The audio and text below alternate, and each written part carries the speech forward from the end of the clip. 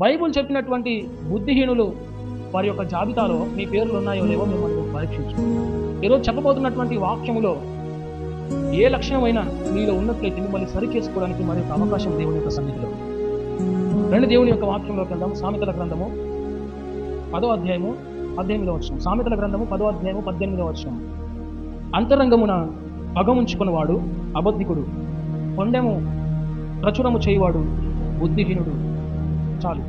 దేవుని యొక్క వాక్యము మాట్లాడుతుంది. చూడండి 18వ వచనంలో, అంతరంగమున పగ ఉంచుకుని వాడు అబద్ధికుడు. మీ హృదయంలో ఎవరి గురించైనా సరే ఒక చెడు ఆలోచన ఉన్నట్లయితే, వారి మీద ద్వేషము కానీ కపటము కానీ వారి మీద పగ కానీ కోపం కానీ ఉన్నట్లయితే దయచేసి మిమ్మల్ని మీరు సరి చేసుకోండి. మీ హృదయంలో ఎవరి మీద కూడా పగ అనేది ఉండడానికి వీల్లేదు. ఎందుకని ఒకవేళ మీరు అలా ఉన్నట్లయితే దేవుని యొక్క వాక్యం స్పష్టంగా మాట్లాడుతుంది, మీరు అబద్ధికులు అవుతారు. మీ హృదయంలో ఎవరి మీదైనా కోపము కానీ ద్వేషము కానీ ఉన్నట్లయితే మిమ్మల్ని మీరు సరి చేసుకోండి. ఎందుకని దేవుని యొక్క వాక్యం స్పష్టంగా మాట్లాడుతుంది, హృదయములో అంతరంగమున పగ ఉంచుకుని వారు అబద్ధికులు. మనం పగ ఉంచుకున్నామన్న విషయము అవతల వ్యక్తికి తెలియకపోవచ్చు, కానీ దేవుడు మాత్రము హృదయాలను పరిశీలన చేసేది. మన హృదయంలో ఏముంది, మనం ఏం ఆలోచిస్తున్నాం అనేది కూడా దేవునికి తెలుసు. కాబట్టి మీరు వాక్యానుసారంగా అబద్ధికులుగా ఉండకుండా ఉండాలి అంటే బైబిల్ ఈరోజు స్పష్టంగా మీతో మాట్లాడుతుంది, మీ అంతరంగంలో ఏ మనుష్యుని మీద కూడా మీరు పగ అనేది ఉంచుకోవడానికి వీల్లేదు. తర్వాత ఏం మాట్లాడుతుంది అదే వాక్యము రెండవ మాటగా, కొండెము ప్రచురము చేయువాడు బుద్ధిహీనుడు. కొండెము ప్రచురము చేయువాడు బుద్ధిహీనుడు. ఈ భూమి మీద, ఈ ప్రపంచంలో చాలా ప్రమాదకరమైనటువంటి మనుష్యులు ఎవరు అంటే ఇక్కడ బైబిల్ స్పష్టంగా మాట్లాడుతుంది, కొండెము ప్రచురము చేసేవారు బుద్ధిహీనుడు అంట. ఈ భూమి మీద, ఈ ప్రపంచంలో చాలా ప్రమాదకరమైనటువంటి వ్యక్తులు వీళ్ళు. ఎందుకు చెప్తున్నాను అంటే, ఉదాహరణకు ఇద్దరు భార్యాభర్తలు ఉన్నారు. ఇద్దరు భార్యాభర్తల మధ్య మూడో వ్యక్తి ఎవరు వచ్చినా సరే ఆ భార్యాభర్తలు సమాధానంగా సంతోషంగా జీవించలేరు. మళ్ళీ చెప్తున్నాను మీకు అర్థం కావడానికి, ఇద్దరు భార్యాభర్తల మధ్య మూడో వ్యక్తి ఎవరైనా వచ్చానంటే ఖచ్చితంగా ఆ కుటుంబం అనేది పాడైపోతుంది. భర్త మీద నీకేమైనా కోపం వచ్చిందనుకోండి, వెంటనే నీ కోపాన్ని, నీ అభిప్రాయాన్ని భర్తకు తెలియజేసినట్టు చేయాలి. భార్య మీద మీకేమైనా కోపం కానీ మీకేమైనా ద్వేషం కానీ వచ్చిందనుకోండి, వెంటనే ఆ భర్త ఏం చేయాలి, తన అభిప్రాయాన్ని, తన కోపాన్ని భార్య మీద చూపించాలి, తెలియజేయాలి.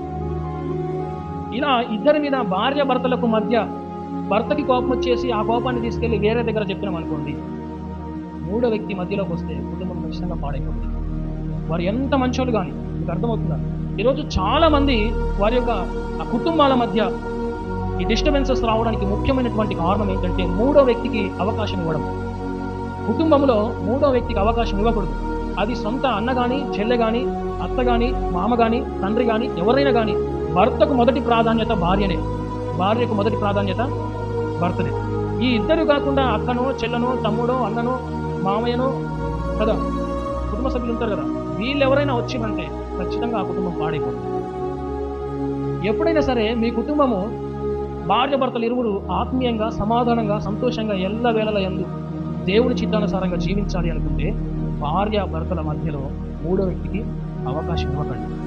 నమ్మకమైనటువంటి భార్య భర్త ఏ విధంగా తనకు కోపం తెప్పించినా, తనకు ఏ విధంగా దాన్ని ఏమంటారు, తన అభిప్రాయాన్ని అవమానపరిచే విధంగా ప్రవర్తించినా, తన యొక్క కోపములు కానీ, తన యొక్క ద్వేషములు కానీ, తన యొక్క అభిప్రాయములు కానీ ఏదైనా సరే తన భర్త దగ్గరనే చూపించాలి. ద సేమ్ టైం భార్య కూడా అంతే. మీ కుటుంబాల మధ్య డిస్టర్బెన్సెస్ అనేవి రాకుండా ఉండాలి అంటే మూడో వ్యక్తికి మీరు అవకాశం ఇవ్వకండి. ఎందుకు ఇదంతా చెప్తున్నాను అంటే, ఈ ప్రపంచంలో ప్రమాదకరమైనటువంటి వ్యక్తులు జీవిస్తూ ఉన్నారు. ఎవరు వారు అంటే కొండములు చెప్పేవారు. ప్రపంచంలో యుద్ధాలు చేసే మనుషులు ఉంటారు కదా, సైనికులు, సోల్జర్స్, ఆర్మీ సోల్జర్స్ కన్నా కూడా ప్రమాదకరమైనటువంటి వ్యక్తులు ఎవరు అంటే కొండములు చెప్పేవారు. లేనిపోనివి చెప్పేవారు, ఉన్నది లేనట్టుగా, లేనిది ఉన్నట్టుగా క్రియేట్ చేసి చెప్పేవాళ్ళు. వారిలో ఉన్నటువంటి అభిప్రాయాల్ని ప్రజల మీద వేసి రుద్ది వారి కుటుంబాలను డిస్టర్బెన్స్ వైపు నడిపించేవాళ్ళు. కొండెములు చెప్పేవారు చాలా ప్రమాదకరమైనటువంటి వ్యక్తులు. ఈ లోకంలో ఇలాంటి వారు చాలా మంది జీవిస్తూ ఉన్నారు. చూడండి, మీకు చేతనైతే ఒక వ్యక్తి గురించి మంచి మాట్లాడాలి, ఒక వ్యక్తి గురించి ప్రోత్సాహకరమైనటువంటి మాటలు మాట్లాడాలి, ఒక వ్యక్తికి సహాయపడే విధంగా, సరిచేసే విధంగా మాట్లాడాలి. కానీ తనలో ఉన్నటువంటి లోపమును ఎత్తి చూపే విధంగా, బలహీనపరిచే విధంగా, వారిని అవమానపరిచే విధంగా మనం ఎప్పుడు కూడా మాట్లాడడానికి వీల్లేదు. ఇది ఎవరి లక్షణము అంటే వాక్యము తెలియనటువంటి వారి లక్షణం. కొండెములు చెప్పేవారు ఉంటారు చూసినరా, వారు వాక్యము తెలియనటువంటి వారు. మీరు మాత్రము ఈ స్థితిలో ఉండడానికి వీల్లేదు. వాక్యము తెలిసినటువంటి వారు ఖచ్చితంగా కొండెములు చెప్పే విధంగా ఉండడానికి వీల్లేదు. ఏదైనా సరే మీ చెవితో విన్నారా మీరు? అలా వింటేనే నమ్మండి. ఇలా జరిగిందంట, అలా అన్నాడంట, ఇలా అన్నదంట అని ఎవరో చెప్పిన మాటలు మీరు విని మీ కుటుంబాలను, మీ ఆత్మ సంబంధమైనటువంటి సంబంధ బాంధవ్యాలను పాడు చేసుకోకండి. స్పష్టంగా మీ చెవులతో మీరు వింటేనే అనండి, ఆ మాటలు నమ్మండి. ది సేమ్ టైం మీరు చెప్పేటప్పుడు కూడా మీరు స్పష్టంగా ఆ మాటలు వింటేనే చెప్పండి. వినకపోతే లేనిపోని మాటలు చెప్పకండి. అది వాక్యానికి విరుద్ధమైనటువంటి లక్షణము. గతంలో కూడా నేను తెలియజేసిన, ఏదో పల్లెటూరు గ్రామంలో ఎక్కడో రాత్రి అయింది, సమయం రాత్రి అయిపోయింది. ఊర్లో వాళ్ళందరూ నిద్రపోతున్నప్పుడు కొంచెం అలా గాలి వచ్చింది. గాలి వస్తే ఊర్లో వీధిలో కుక్కలు ఉంటాయి కదా, ఆ కుక్క మొరిగిందంట. పడుకున్న కుక్క లేచి మొరిగిందంట. ఆ కుక్క మొరగగానే దాని పక్కన లైన్లో ఉన్న ఆ కుక్క మొరిగిందంట. ఆ 2 కుక్కలు మొరగగానే ఆ పక్క లైన్లో ఉన్న కుక్క ఇంకా గట్టిగా మొరిగింది. ఈ 3 కుక్కలు మొరగగానే మిగతా కుక్కలు కూడా మొరుగుతూ ఉన్నాయి. అర్థమవుతుందా? ఎక్కడో రాత్రి ఒక కుక్క మొరిగింది. ఆ కుక్క మొరిగినందుకు పక్క లైన్లో ఉన్న కుక్క ఇంకో కుక్క మొరిగింది. ఈ 2 కుక్కలు మొరుగుతుండడం చూసి 3వ కుక్క మొరిగింది. ఈ 3 కుక్కలు మొరుగుతాయి. ఇలా ఒక కుక్కను చూసి ఈ సమూహం అంతా, గుంపంతా మొరుగుతుంటే గ్రామంలో ఉన్న కుక్కలన్నీ మొరిగినాయి. లాస్ట్కి ఏం జరిగిందని అన్ని కుక్కల్ని అడుక్కుంటూ వస్తూ ఉంటే ఆ కుక్క మొరిగింది కాబట్టి నేను మొరిగింది, ఆ 3 కుక్కలు మొరిగినాయి కాబట్టి నేను మొరిగింది. ఒక కుక్క మీద ఒక కుక్క చెప్పుకుంటూ లాస్ట్కి మొట్టమొదటిగా మొరిగిన కుక్కను చూసిందా, ఆ కుక్క దగ్గరకు వచ్చి అసలు నువ్వు ఎందుకు మొరిగినావు అని చెప్పేసి దాన్ని అడిగితే అది చెప్పిందంట, గాలి వచ్చినప్పుడు ఏదో నీడ ఇలా పోయినట్టు అనిపించిందంట. అర్థమైందా మీకు? ఏదో నీడ ఇలా పోయినట్టు అనిపించిందంట, అందుకే మొరిగిందంట. తీరా చూస్తే అది పోయిన నీడ ఏది కాదు, గాలికి ఆ చెట్టు నీడ అక్కడ పడి ఏదో పోయినట్టుగా ఉంది. అది చూసి ఏది జరగలేదు కానీ ఎలా మొరిగినాయి? ఊర్లో ఉన్న కుక్కలన్నీ మొరిగినాయి కదా. ఏది వాస్తవము కాదో తెలియనటువంటి విషయాలలో అనవసరంగా అరవడము, అనవసరంగా మన ఫ్యామిలీస్, మన కుటుంబాలు, మన ఫ్రెండ్షిప్స్ ఏవైతే ఉంటాయో వాటి డిస్టర్బెన్స్ క్రియేట్ చేసుకోవద్దు. మీకు అర్థమవుతుందా? ఎవరో చెప్పారని, ఎవరో అన్నారని అనవసరంగా లేనిపోని డిస్టర్బెన్స్ అనేది మన ఫ్రెండ్షిప్స్లో కానీ, మన ఫ్యామిలీస్లో కానీ మనం క్రియేట్ చేసుకోవద్దు. భార్య భర్తల మధ్య, కుటుంబాల మధ్య, స్నేహాల మధ్య, కుటుంబ సంబంధమైనటువంటి మనుషుల మధ్య ఎన్నో డిస్ట్రాక్షన్స్ రావడానికి ముఖ్యమైనటువంటి కారణం ఏంటంటే ఎవరో ఏదో అన్నారో లేదో అన్న విషయం కూడా మనకి సరిగ్గా తెలియదు. అవునే కదా? ఇలాంటి విషయాల్లో మీరు కాస్త జాగ్రత్తగా ఉండండి. మూడో వ్యక్తి ఏదో చెప్పాడని, ఏదో అన్నారని మనం అనవసరంగా తొందరపడి అవతల వ్యక్తి మీద కోపం పెంచుకోవడము, అవతల వ్యక్తిని విడిచిపెట్టడం, ఇట్లాంటివి చేయకండి. ఇది నిజంగా వాక్యానుసారమైనటువంటి గ్రహింపు ఉంటే ఎవరైనా వచ్చి అవతల వ్యక్తి గురించి లేనిపోని మాటలు చెప్పినా కూడా మీరు వాటిని నమ్మకూడదు. ముఖ్యమైనటువంటి చాలా ఇంపార్టెంట్ అయినటువంటి విషయం ఇది. మనం చిన్న విషయమే అనుకుంటాం, కానీ ఈరోజు చాలామంది ఫ్యామిలీస్ కానీ, ఫ్రెండ్షిప్స్ కానీ, కుటుంబ సంబంధమైనటువంటి మనుషుల మధ్య కానీ డిస్టర్బెన్సెస్ అనేది, అంటే మనస్వార్థాలు రావడానికి ముఖ్యమైనటువంటి కారణం ఇది. ఎవరో చెప్పారు అదే నిజం అనుకొని కోపం పెంచుకుంటారు.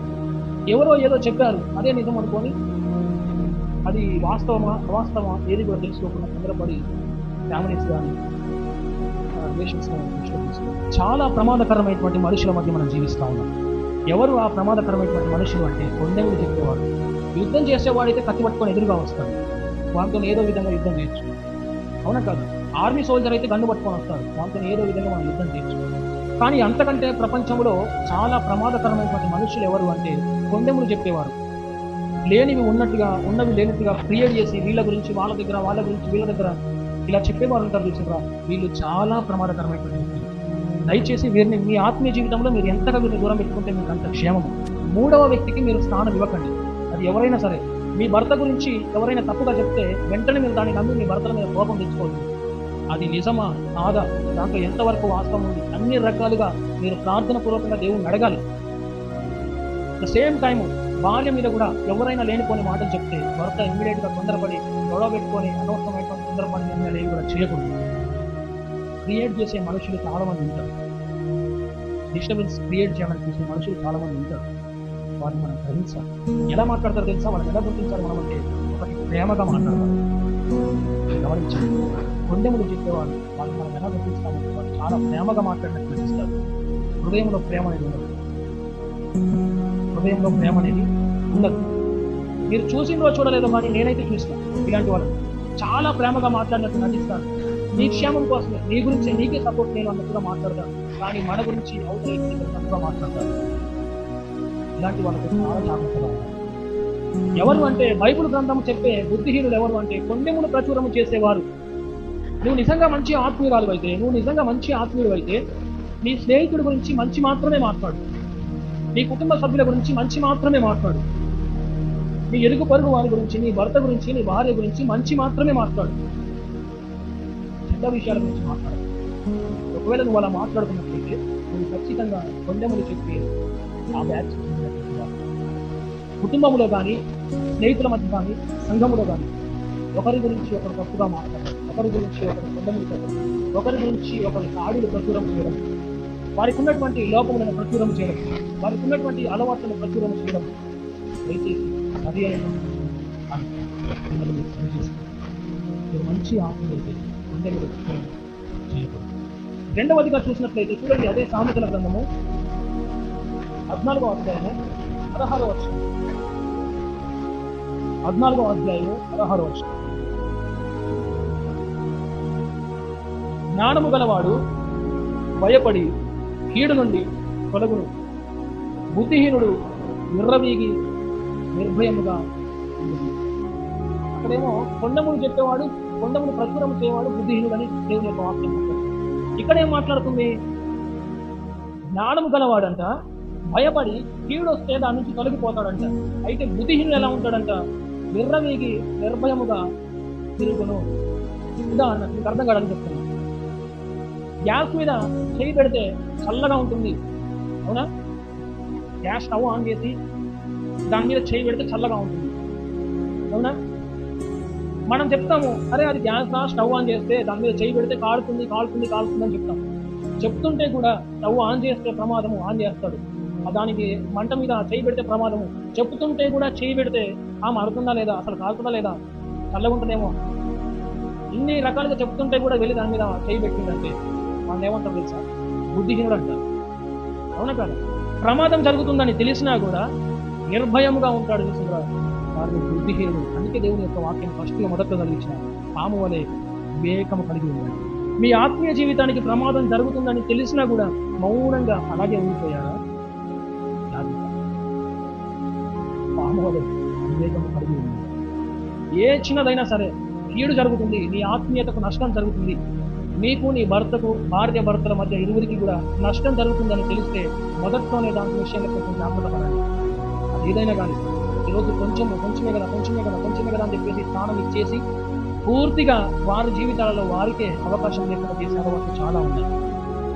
తాగేవాడు ఎలా స్టార్ట్ చేస్తాడు? ఈ కొంచెంకేం కాదు, ఒక్క గ్లాసే రా బాబు, ఒక్క గ్లాస్కి ఏం కాదు, ఈ ఒక్క గ్లాస్కి ఏమవుతుంది, ఒక్క గ్లాస్కి ఏమీ కాదు, ఈ ఒక్క గ్లాస్ రాదు. ఈ బుద్ధిహీనుడు నిజంగా అనుకోండి ఒక్క గ్లాస్ కదా మీకు డౌట్. ఆ ఒక్క గ్లాస్ రాసుకొని తాగిన తర్వాత ఇంకో గ్లాస్ అంటాడు, 2 అయితే, ఇంకొకటి అంటాడు 3 అయితే, తర్వాత సగం అవుతుంది, తర్వాత పెద్ద బాటిల్ అయితే, అవునా కదా? మీకు అర్థమవుతుందా? ఆత్మీయతకు నష్టం కలుగుతుందని తెలిస్తే వెంటనే దాని నుంచి మీరు పారిపోండి. అది ఏదైనా సరే, అది అవమానమైన, నష్టమైన అలవాట్లైన, మనుష్యులైనా, మరి ఏదైనా సరే మీకు మీ ఆత్మీయ జీవితానికి, మీ ఆత్మీయ కుటుంబానికి నష్టము కలుగుతుంది అని తెలిస్తే దయచేసి వెంటనే దాని నుంచి పారిపోండి. దేవునికి స్తోత్రం, హల్లెలూయా. ఎందుకని? కీడు వస్తుందని తెలిసినా కూడా నిర్భయంగా ఉంటాడు చూసినరా, వారిని దేవుని యొక్క వాక్యం మాట్లాడుతుంది. ఇలాంటి వారు బుద్ధిహీనులు. సమస్య వస్తుందని తెలిసి కూడా మౌనంగా నిర్భయంగా ఉంటారు చూసినరా, బుద్ధిహీనులు. ఆ గ్రామం అంతా వరదలు వచ్చి మునిగిపోయిందంట. మీ అందరికీ తెలుసు, మరొకసారి గుర్తు చేస్తా ఉన్నాం. వరదలు వచ్చి మునిగిపోతే మంచి ఆత్మీయుడు ఉన్నాడంట. మంచి ఆత్మీయుడు ఉండి దేవుడు ఎలాగైనా సరే నన్ను కాపాడతాడు. ఇంతమంది మనుషులు వీళ్ళందరూ కూడా దేవుని ఎరుగనటువంటి వ్యక్తులు, విశ్వాసం లేనటువంటి వ్యక్తులు, నేను ఒక్కనే విశ్వాసం కలిగిన వాడిని దేవుడు ఏదో ఒక విధంగా కాపాడుతాడు అని చెప్పేసి వాడు ఇల్లెక్కిందంట. అందరూ కూడా వరదలు వస్తున్నాయని చెప్పేసి వారికి ఉన్నటువంటి వాటి వెహికల్స్ బట్టో లేదంటే ఆ పడవలను బట్టో ఏదో ఒక సహాయం తీసుకొని వెళ్ళిపోయానంట. వీడు మాత్రము నా ఒక్కడికే విశ్వాసం ఉంది, దేవుడు ఖచ్చితంగా నన్ను కాపాడుతాడు అని ఇల్లెక్కిందంట. ఈ లోపు ఉన్న ఇళ్ళన్నీ మునిగిపోయినాయి. వీడొక్కడే పైన నిలబడున్నాడు. ఆ ఇంటి పక్కన వచ్చిండు, రేపు బాబు దేవుడు వచ్చి కాపాడే తర్వాత సంగతి, కానీ మనం మునిగిపోతాం చచ్చిపోతాం రా అని చెప్పేసి నా దగ్గర ఈ చెట్ట ముక్కుంది, దీని మీద ఎక్కి వెళ్ళిపోతాం రా అని చెప్పేసి అన్నాడు. లేదు నువ్వు, నా దేవుడు వచ్చి నన్ను కాపాడుతాడు. మరొక వ్యక్తి వచ్చిందంట, మరొక వ్యక్తి ఆ పడవ వేసుకొని వచ్చింది. ఇంకా సేపట్లో చచ్చిపోతావు నువ్వు, ఇల్లు మునిగిపోతుంది, వచ్చేసి వెళ్ళిపోదామని చెప్పేసి అన్నాడు. మళ్ళీ అంటున్నాడు, నా దేవుడు వచ్చి నన్ను కాపాడుతాడు, నువ్వు వెళ్ళిపో అని చెప్పన్నాడంట. మళ్ళీ కాసేపటికి మళ్ళీ ఇంకొక ఇద్దరు వచ్చిందంట పడవ వేసుకొని. ఈ వరదలు మనల్ని ముంచేస్తాయి, ఎలాగైనా ప్రాణాన్ని కాపాడుకోవాలి, తప్పించుకుందాం రా అని చెప్పేసి అన్నారంట. నా దేవుడు వచ్చి కాపాడుతాడు, నువ్వు వెళ్ళిపోన్నాడంట. ఇలా చూసి చూసి చూసి ఒక హెలికాప్టర్ వేసుకొని కూడా వచ్చిందంట. నా దేవుడు వచ్చి కాపాడుతాడు, మీరు వెళ్ళిపోండి అన్నాడంట. లాస్ట్కి ఆ వరద ఎక్కువ అయిపోయింది, ఆ వరదలో పడి మునిగి చచ్చిపోయాడు అమ్మ. చూసి చూసి చూసి లాస్ట్కి ఏమైంది, వరదలు వచ్చి దాంట్లో మునిగిపోయి చచ్చిపోయిన తర్వాత దేవుడిని అడుగుతా ఉన్నాడు, దేవా నేను ఎంత విశ్వాసంగా ఉన్నా, నేను ఎంత నీ మీద నమ్మకంతో ఉన్నా, నేను కనీసం నువ్వు నన్ను కాపాడడానికి రాలేదు, ఎందుకు ఇట్లా చేసినావు దేవా అని చెప్పేసి అంటే, ఎవరు పిచ్చోడా, మీ ఇంటి పక్కన నీ రూపంలో నిన్ను కాపాడడానికి వచ్చింది నేనే, నువ్వేమో దేవుడు వస్తాడు పో అని వచ్చిన వాళ్ళందరినీ పంపిస్తా ఉన్నావు. ఒక ఇద్దరు మనుషులు వచ్చిండ్రా ఆ పడవ వేసుకొని, ఆ ఇద్దరు మనుషులని నిన్ను కాపాడడానికి పంపించింది నేనే, నువ్వేమో దేవుడే వస్తాడు అని మూర్ఖంగా ఆ గాల్లో దీపం పెట్టినట్లు చూస్తా ఉన్నావు. నువ్వు రాలేదు ప్రభు అంటే హెలికాప్టర్లో సహాయం కోసం హెలికాప్టర్ పంపించింది నేనే, అధికారులను ప్రేరేపించో ఏదో విధంగా నిన్ను కాపాడడానికి హెలికాప్టర్ని పంపిస్తే నువ్వేం చేసినావు, దేవుడు వచ్చి కాపాడతలే అని చెప్పేసి హెలికాప్టర్ కూడా పంపించేసినావు. నీ అంతట నువ్వే నీ మూర్ఖపు ఆత్మీయత వల్ల ప్రాణాలు కోల్పోయావు. అదేంటి ప్రభు అంటే, ఆపదల్లో ఉన్నప్పుడు గమనించండి, పాము వలె వివేకము కలిగి ఉండాలి. దేవుడు ఏ విధంగా సహాయం చేస్తాడో మనకు తెలియదు, దేవుడు ఏ వైపు నుంచి ఏ మనిషిని ప్రేరేపిస్తాడో మనకు తెలియదు. అర్థమవుతుందా మీకు? దేవుని స్తోత్రం చెప్పండి ఒకసారి. హల్లెలూయా. దేవుడు ఎలా రక్షిస్తాడో మనకు తెలియదు, కానీ నువ్వు ప్రార్థన చేస్తావు, ప్రభు నన్ను రక్షించు, ఏదో విధంగా రక్షిస్తాడు. దానికోసం ఆయన వస్తువులనే ఉపయోగించుకోవచ్చు, ప్రజలనే ఉపయోగించుకోవచ్చు, లేదంటే అధికారులనే ఉపయోగించుకోవచ్చు, ఏదో విధంగా. ప్రభువా నాకు ఈ సమస్య, కుటుంబంలో నుంచి ఆర్థిక సమస్య పోవట్లేదు, నాకు ఎలాగైనా సరే డబ్బులు కావాలి, దానికోసం నీ పక్కన ఇంటి వారమైనా దేవుడు ఉపయోగించుకోవచ్చు, అధికారులనైనా ఉపయోగించుకోవచ్చు, లేదంటే నీ కుటుంబ సభ్యులనైనా దేవుడు ఉపయోగించుకోవచ్చు. ఏదో విధంగా దేవుడు నీకు సహాయం చేస్తాడు. నువ్వు మాత్రం దేవుడే వస్తాడు అని చెప్పేసి మాత్రం చూడకు. అర్థమవుతుందా? అందుకే చెప్తా ఉన్నా, బుద్ధిహీనుడు ఇలా ఉంటాడు, అవకాశాలను కూడా క్లోజ్ చేసుకొని, దేవుడు సహాయం చేయాలని చూసినా కూడా అవకాశాలను క్లోజ్ చేసి నిర్భయంగా ఉంటారు. చూసిరా బుద్ధిహీనుడు. ఏదో ఒక అవకాశం దేవుడు ఇచ్చినప్పుడు దాన్ని తప్పకుండా మనము ఉపయోగించుకోవాలి. నిర్భయంగా ఉండకూడదు. కొన్నిసార్లు సమస్య వస్తుందని చేస్తే తప్పకుండా ఆ సమస్య నుంచి వేరైపోవడానికి ప్రయత్నం చేయాలి. ఏదో విధంగా ఈ సమస్య నుంచి బయటపడాలి అనే ఆలోచన మనకు ఉండాలి. ఎవరిలా ఉంటారు అంటే, బుద్ధిహీనులు ఉంటారు, భయం భక్తి లేనటువంటి వారు ఉంటారు. సమస్య వస్తుందని తెలిసినా కూడా వస్తే ఏమవుతుంది, రాదు, వచ్చినప్పుడు చూద్దాం, నిర్భయంగా ఉంటారు. తాగుకురా బాబు, నీ లివర్ పాడైపోతుంది, తాగుకురా ఎంత చెప్పినా సరే నేను తాగుతా వాడిని బుద్ధిహీనులు అంటారు. అర్థమవుతుందా? నువ్వు తాగితే నీ లివర్ పాడైపోద్దని వాడు రాసింది సీసా మీద, వీడు చెప్తాం. అయినా సరే నువ్వు తాగి లాస్ట్కి నీ కుటుంబము, నీ కుటుంబ బాయ జీవితం ఆగమైపోయా అన్నది. అవునా కదా? లాస్ట్కి రోడ్డు మీద పడే పరిస్థితి. మొదట్లో ప్రమాదం జరుగుతుంది అని తెలిస్తే మొదట్లోనే మనల్ని మనం సరి చేసుకోవాలి. దేవుడు ఏదో విధంగా మీతో మాట్లాడుతున్నాడు. ఇలా నా ద్వారా కావచ్చు, వాక్యం ద్వారా కావచ్చు, ప్రార్థన ద్వారా కావచ్చు, ఏదో ఒక విషయంగా దేవుడు మిమ్మల్ని ప్రేరేపిస్తూనే ఉంటాడు. తప్పించుకో, సమస్య వచ్చి పడతాము, కొంచెం జాగ్రత్త పడు, కొంచెం నీ ఆత్మీయతను సరి చేసుకో. సమస్య రాబోతా ఉంది, నువ్వు సరి చేసుకో. దేవుడు హెచ్చరించాలంటారా? ఖచ్చితంగా హెచ్చరిస్తాడు. అవునా కదా? దేవుని యొక్క వాక్యం స్పష్టంగా మాట్లాడుతుంది, ఎన్నిసార్లు గద్దించినను లోబడని వాడు మరి తిరుగు లేకుండా హఠాత్తుగా నాశనం అవుతాడు. ఏదో ఒక విధంగా దేవుడు హెచ్చరిస్తూనే ఉంటాడు, ఏదో ఒక రకంగా దేవుడు సహాయం చేయాలని ప్రయత్నం చేస్తూనే ఉంటాడు. నువ్వేమో దేవుడే వచ్చి చేస్తాడు అని చెప్పి ఎదురు చూస్తూ ఉంటావు, నిర్భయంగా ఉంటావు. బుద్ధిహీనత. దేవుడు నీకు సహాయం చేయడానికి మనుషులను ఉపయోగించుకుంటాడు, దేవుడు నీకు సహాయం చేయడానికి అధికారులను ఉపయోగించుకుంటాడు. కొన్నిసార్లు దేవుడు నిన్ను రక్షించడానికి కొన్నిసార్లు ఉద్యోగం ఉన్నటువంటి వారిని ఏర్పాటు చేసుకుంటాడు, డబ్బు ఉన్నటువంటి వారిని ఏర్పాటు చేసుకుంటాడు, భక్తి లేనటువంటి వారిని కూడా ఏర్పాటు చేసుకుంటాడు నిన్ను రక్షించడానికి. ఆపద వస్తుందని తెలిసినా కూడా నిర్భయంగా ఉండే వారిని బైబుల్ మాట్లాడుతుంది, వారు బుద్ధిహీనుడు. సిగరెట్ పెట్ట మీద రాసి కదా, ఇది హానికరమని, smoking is injurious to health, cigarette తాగడం అనేది, పొగ తాగడం అనేది ఆరోగ్యానికి హానికరమని రాసి ఉంటుంది.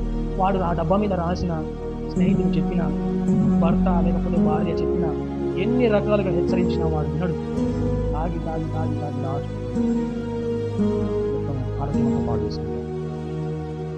మళ్ళీ దేవుడు అంటాడు, నువ్వు కనీసం నాకు చెప్పొద్దా ఇలా జరుగుతుందని? నువ్వు బాబు, దేవుడు ఎన్నోసార్లు తెలియజేస్తాడు, పరిస్థితుల ద్వారానో, వ్యక్తుల ద్వారానో, లేదంటే అధికారుల ద్వారానో. నువ్వు ఎక్కడిన్నావు? దేవుని మాట విన్నావు అసలు నువ్వు? అవునా కదా? వాళ్ళ మాటలు వీళ్ళ మాటలు వినొద్దు, నీ కుటుంబాన్ని పాడు చేసుకోవద్దు. ఎన్నిసార్లు దేవుడు వాక్యం ద్వారా మాట్లాడినా మళ్ళీ బయట వాళ్ళకే ఎక్కువ విలువిస్తూ ఉన్నావు. దేవుడు నిన్ను హెచ్చరించలేదా? నీ కుటుంబం ఎలా ఉండాలో, నీ భర్త, నీ భార్య, నీ రాబోయే భవిష్యత్తు ఎలా ఉండాలో దేవుడు నీకు తెలియజేయలేదా? ఎన్నిసార్లు మాట్లాడిన దేవుడు నీతో? మళ్ళీ రేపటి రోజున సమస్య ఎదురవ్వగానే దేవుడిని ప్రశ్నిస్తావు, నువ్వు నాకు చెప్పొద్దా ప్రభువా, ఇలా చేసావేంటి ప్రభువా? దేవుడు చాలాసార్లు నీతో మాట్లాడుతున్నాడు. దేవుడు చాలాసార్లు నిన్ను హెచ్చరిస్తూ ఉన్నాడు. దేవుడు చాలాసార్లు నిన్ను రక్షించాలని, నీకు సహాయం చేయాలని మాట్లాడుతున్నాడు. కానీ గ్రహించలేకుండా. అందుకే యేసు ప్రభు సువార్త ప్రకటిస్తున్నటువంటి ఆ రోజులలో వాక్యం చెప్పి ముగించిన తర్వాత చెవిగలవాడు వినుగాక అంటాడు కదా. యేసు ప్రభు చాలా ప్రసంగాలు చేశాడు. ఆ ప్రసంగాలలో ఎక్కువ సార్లు ఆయన ఉపయోగించినటువంటి మాట ఏమిటంటే చెవిగలవాడు వినుగాక. వాస్తవానికి అక్కడ వింటున్నట్టు కూర్చున్న వాళ్ళందరికీ చెవులు ఉన్నాయి, అవునా కదా?